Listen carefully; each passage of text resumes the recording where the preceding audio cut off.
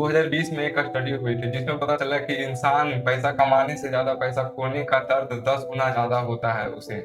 मतलब अगर तुम 1,000 रुपया कमाए तो तुम्हें उतनी खुशी नहीं होगी जितना कि तुम्हें अगर 1,000 गवा दिया उससे 10 गुना ज्यादा तुम्हें दर्द मिलेगा। उससे गवाने का जो दर्द मिलता है उससे 1,000 कमा के खुश नहीं हुए हो, उससे ज्यादा दुखी हुए होगे।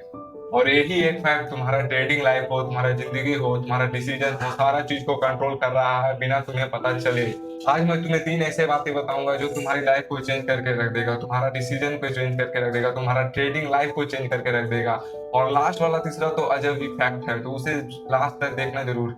तो पहला बात यह है कि जो मैं तुम्हें बताने वाला हूँ उसे लॉस एवर्जन कहते हैं। इसे प्राइज विजेता ने डेनियल ने साबित किया था इस बात को कि लॉस एवर्जन क्या होता है। और सोचो आप अपनी जिंदगी में कभी ऐसा किए हो, तुमने अपना एक ट्रेड लिया, उसके बाद तुम्हारा प्रॉफिट ऊपर गया, देन उसके बाद तुम थोड़ा सा भी होल्ड नहीं करते हुए तुम तुरंत बुक कर लेते हो।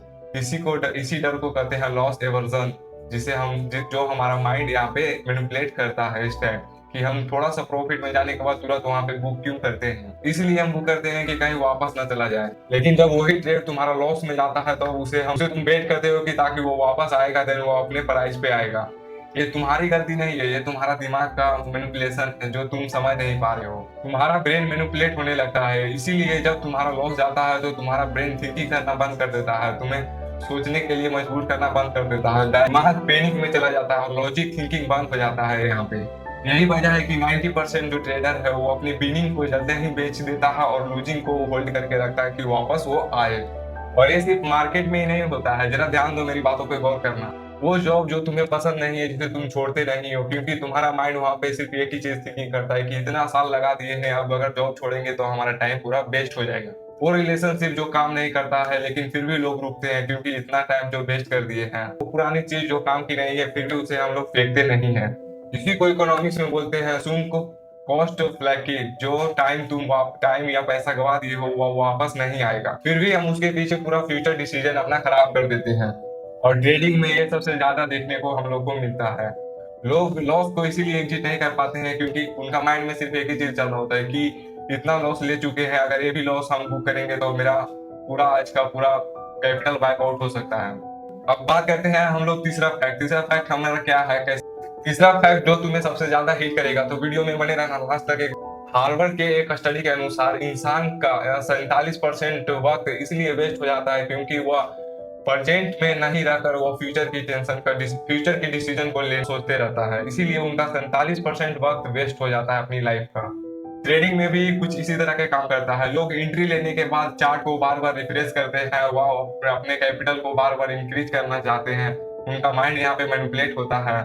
चार्ट थोड़ा ऊपर नीचे हुआ देन उसका हार्ट बीट एकदम बढ़ जाएगा, देन उसका हार्ट बीट एकदम बढ़ जाता है और फिर नींद नहीं आता है कि कल कैसा मार्केट खुलेगा, लॉस खुलेगा या प्रॉफिट खुलेगा।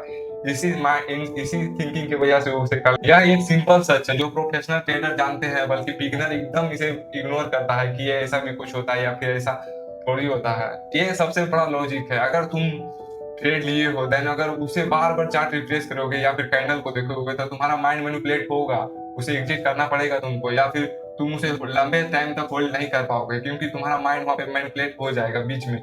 क्योंकि ये ट्रेडिंग है, ट्रेडिंग में कभी चार्ट ऊपर जाएगा कभी नीचे जाएगा। अगर तुम्हें लंबा टाइम तक खेलना है इस गेम को देन तुम्हें होल्ड करना पड़ेगा ताकि तुम इसे बढ़िया सा खेल सको। तो जितना ज्यादा तुम अपने ट्रेड को देखोगे, कैंडल को देखोगे, उतना ज्यादा तुम्हारा इमोशन यहाँ पे हावी हो जाएगा, जिसके अनुसार तुम इमोशनल डिसीजन यहाँ पे लोगे। जो लोग सिस्टम को फॉलो करते हैं, जो लोग स्टॉप लॉस को फॉलो करते हैं, जो लोग चार्ट को बार बार रिफ्रेश नहीं करते हैं, वैसे ही लोग 90% ट्रेडर से ऊपर निकल जाते हैं। वो लोग 100% में 90% को ऐसे ही पीछे छोड़ देता है। वो लोग लंबे समय तक टिकते हैं इसी वजह से।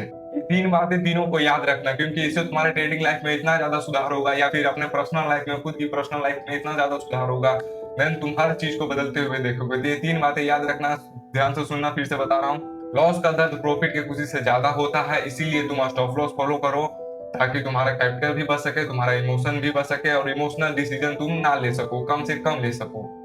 जो गवा चुके हो गवा चुके हो, अपने लॉस के पीछे नया डिसीजन मत खराब करो, नए आने वाले जो डिसीजन है तुम्हारे उसे मत खराब करो। जो गया वो गया, ये बात ध्यान रखो। बात नंबर तीसरा जानते हैं।